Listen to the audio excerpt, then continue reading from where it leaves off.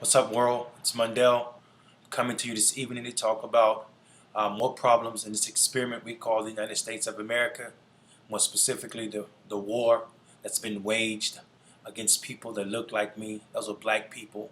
For so long, we've been considered second-class citizens, and it doesn't seem like this country is going to let up anytime soon.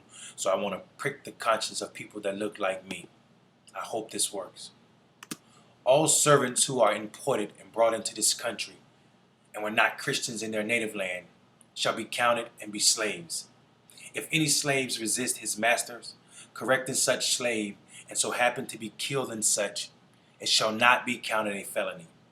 If any Negro shall absent himself from his master's service and lie hide and lurking, and if he shall resist any person employed to apprehend said Negro, then it should be lawful to kill said Negro.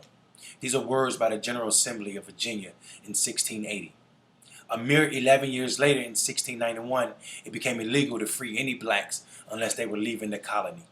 This ensured or solidified that slavery was going to be a permanent institution in this society. For this plain history, that the idea of this great nation's democracy was propagated on the enslavement of Africans. It is also plain history that the institution of slavery produced this great nation's economy. And by extension, it should be plain history that the freedom of white people in this country requires the bondage of black. Wait, let me go back to 1672, when the King of England chartered the Royal African Company with the stated mission of expanding the British slave trade to America so as to propagate or make money.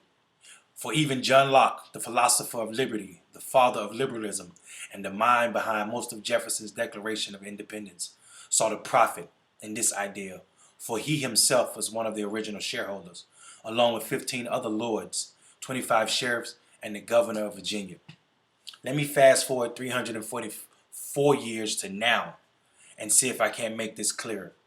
The government, oligarchs, elected officials, and the police who protect and serve their interests still believe that blacks are not benefactors of any inalienable rights. They, the inalienable rights, were not extended to blacks when they were authored, and it is foolery to carry on as if it's so now. For is it not so that America still arrests and exploit blacks as she chooses? Is it not true that America's wealthiest bank, or all American wealthiest banks and most reputable institution, gain and profit from slavery? Wells Fargo, Yale, Bank of America, Brown University, J.P. Morgan, Harvard, Berkshire Hathaway. Is it not so? Do I lie?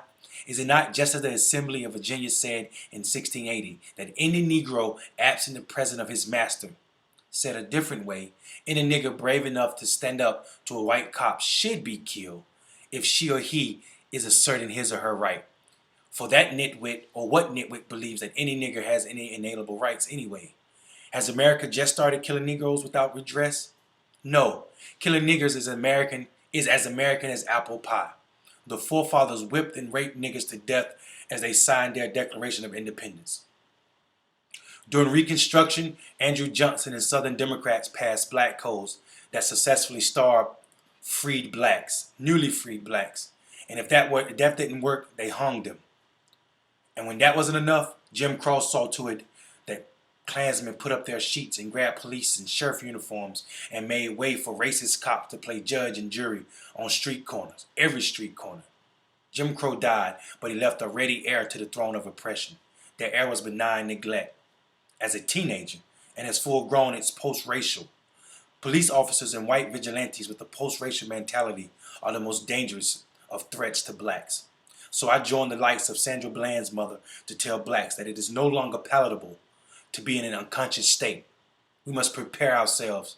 The police departments around this country have reminded us that we are still a colonized, second-class citizenry.